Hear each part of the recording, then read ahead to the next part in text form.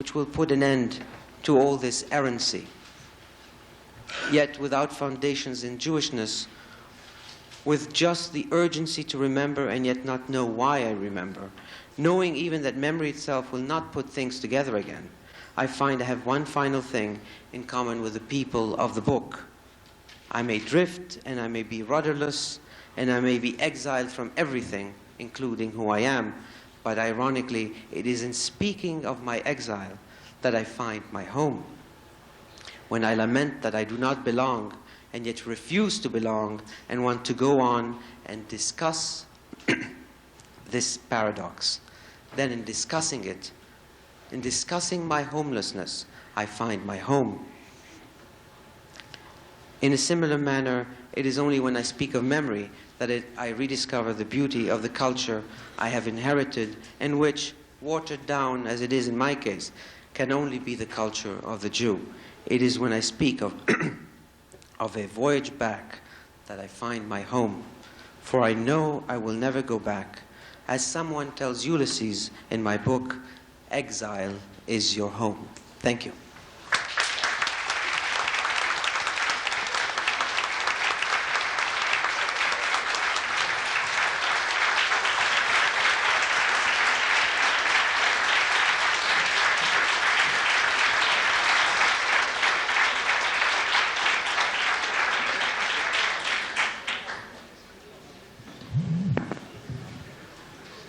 Before we start hearing comments and questions, I'd like to comment on one thing.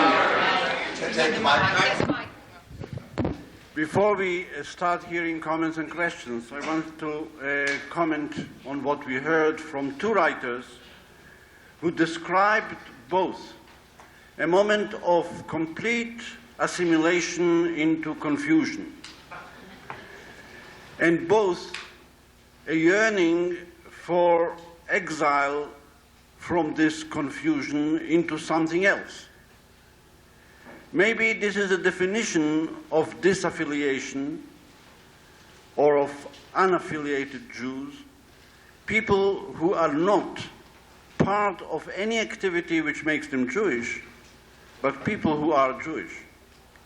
People who do not feel this confusion, who don't feel this yearning, are not Jews.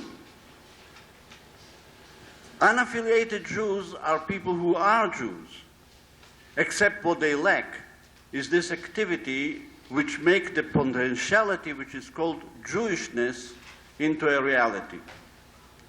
This reality has many forms, religious and non-religious, and anti-religious.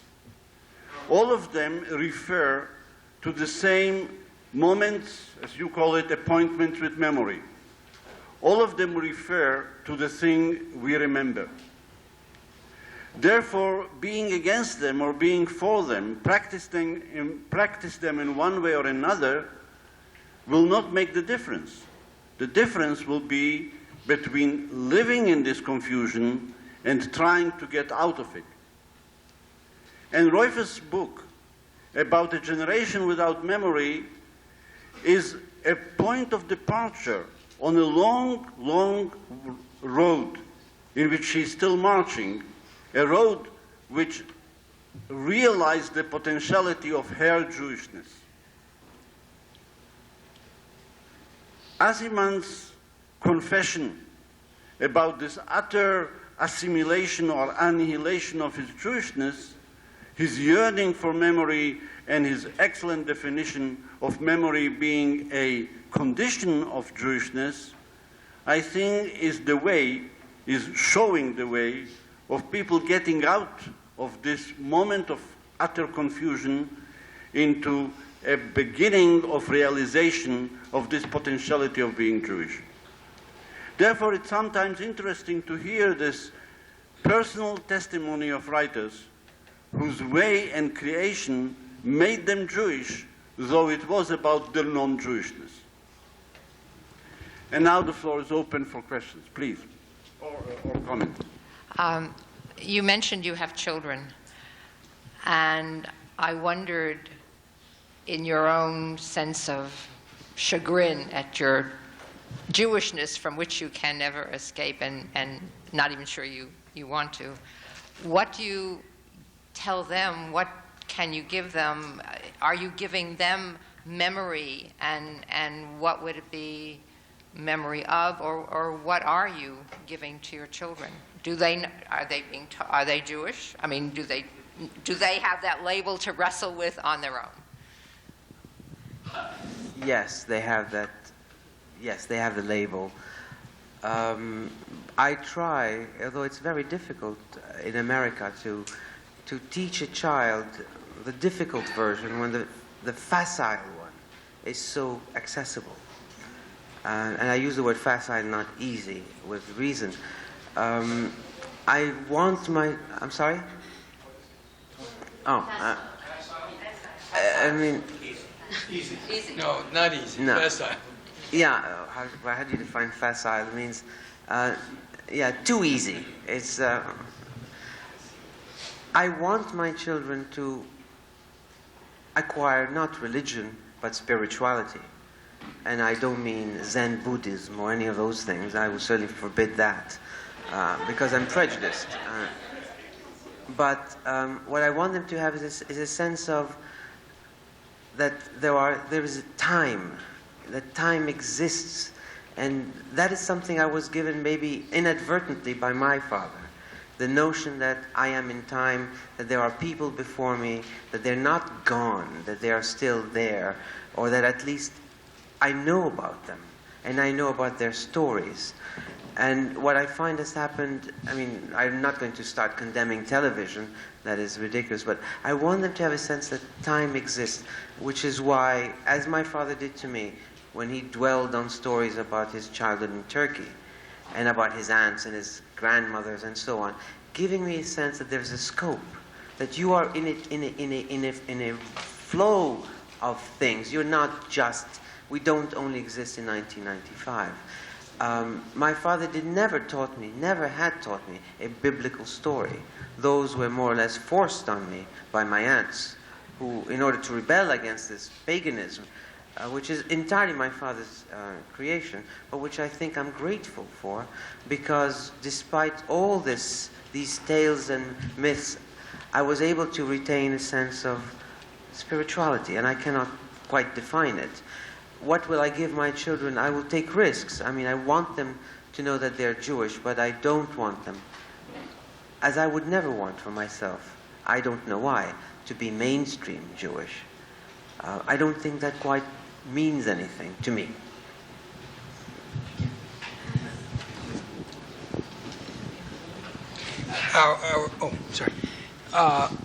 Our keynote speaker on Thursday night spoke about not being able to be Jewish without being with other Jews. Can't be Jewish alone. And here at the Colloquium we have spoken a good deal about community. Is it your sense that you can, I was going to say alone, but now in your nuclear family, be Jewish without being placed in the context of some form of Jewish community? No.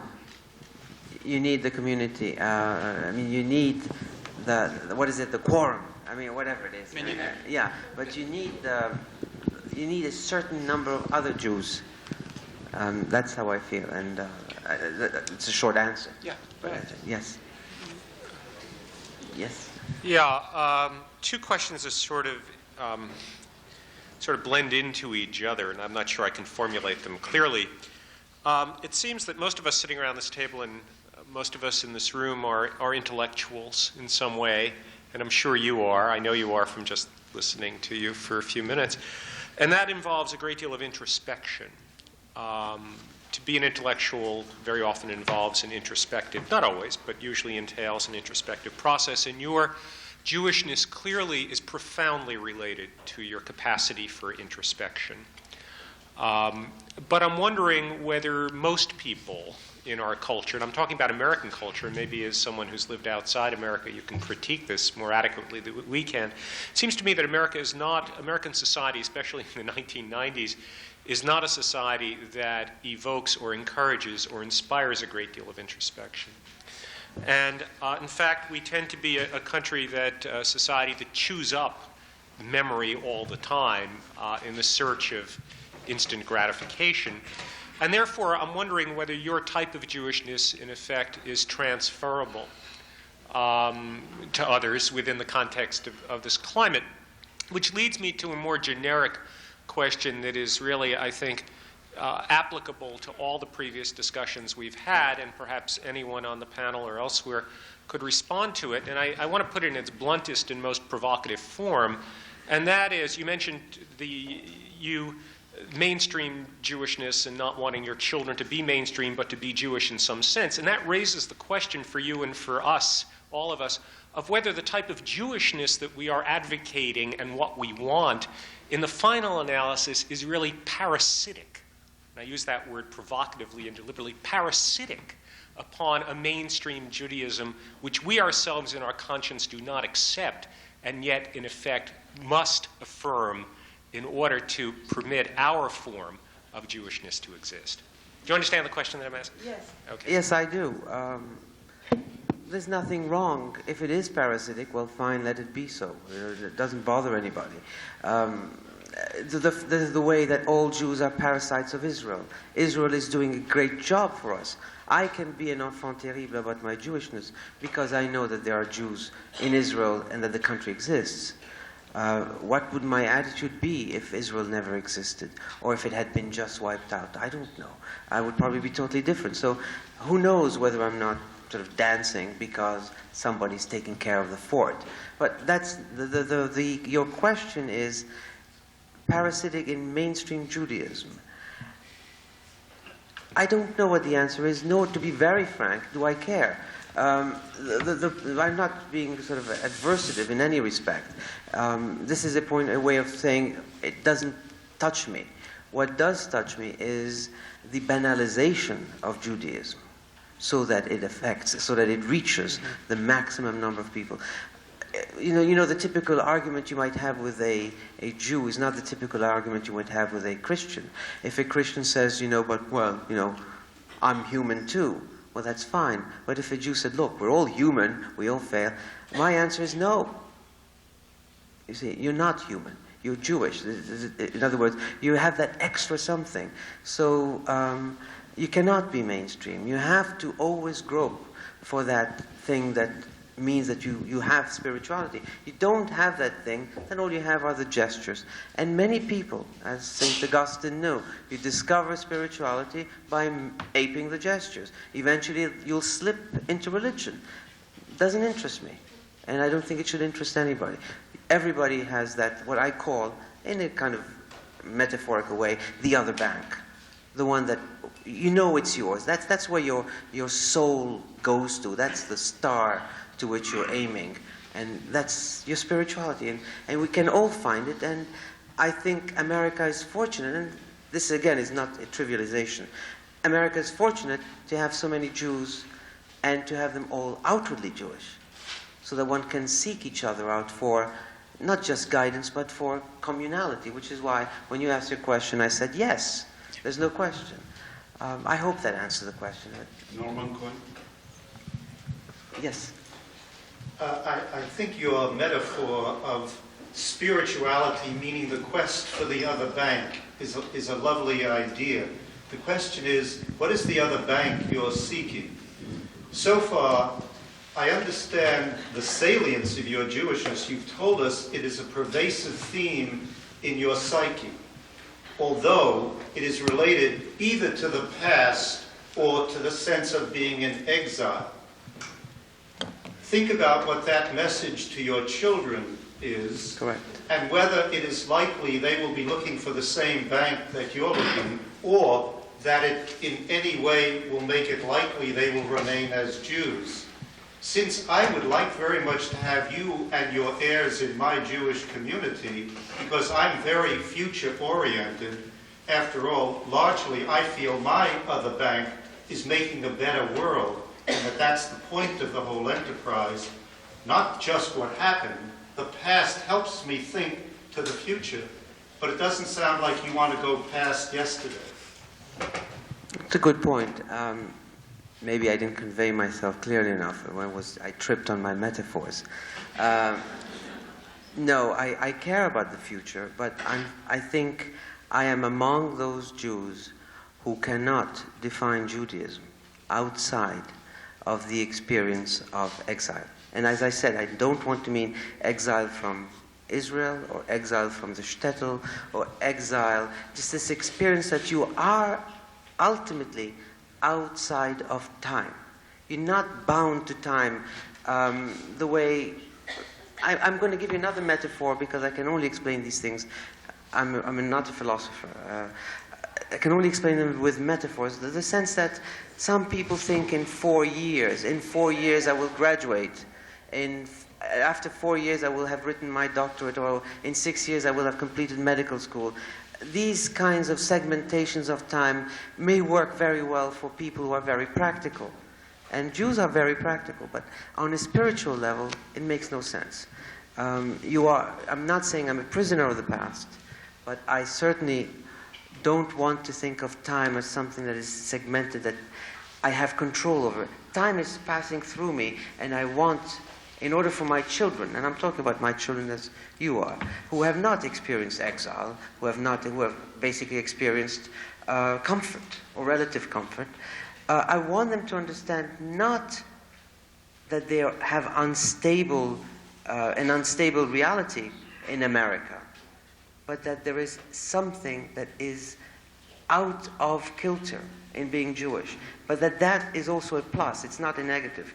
Your feet have to be grounded on the floor, but at the same time you have to have a sense of the timeless, that you are a wanderer maybe, but that something about you will never be anchored. If it were to be anchored in a community, in a city, in a congregation, I'm among those Jews who believes that you've lost something Jewish in the very aspect of finding a harbor. Yeah. What you say is intriguing because Freud mentioned that what was valuable about being Jewish and the Jewish contribution to the modern world was the sense of alienation. That's exile. Mm-hmm. And in fact, he thought it was something good, that in fact Jewish creativity came out of that alienation, and therefore Jewish history had produced a situation which was productive of good things for the world. In some ways, Norman referred to it when he spoke about the value of the diaspora and the suffering, and that stands to some degree in contrast to the historic official ideology of Zionism. But it's a kind of romanticization of, it's not simply saying we are alienated, we ought to remember it, it's also saying we are alienated, we ought to remember it because there's something positive in some way has come out of that sense of alienation. Do I read you correctly? Yes, totally. Hannah Arendt talked... Yes, absolutely. I think I'm about to make you a very happy man, but I just want everybody... I just want everybody in the audience to be sure that they know that they are in the presence of a very dangerous man. And what we have here is this thing our enemies called cosmopolitanism. And it's something that we should cherish, and we should, love our dangerous men in a special and very profound way, because what they do is they represent the space between the Jewish community and the other world. And they are thinking creative, wonderful, ironic thoughts that bridge and grow right in that space between. They are not fully of either. Therefore, they see all kinds of angles that people who are firmly planted one place or another cannot see, and they tend to offer us the best inventions that we have ever had, which we tend to call Jewish inventions. After the fact, we claim them: Freud, Einstein, Marx. But I would like to hear. What you have to say about Kafka, who is surely a cousin of yours somewhere. A distant cousin, actually. I don't like Kafka. But it's just a question of taste, that's all it is. But Kafka, of course, was put in the same position of having to rethink so many things, and he thought of them in a way that was brilliant to him, and he had a gift for paradox. And therefore, everything could become paradoxical, which I'm aware, if I had that gift, I would be doing the same thing. I write in longer pieces because I don't have that. But he was always finding a sort of gratification in unearthing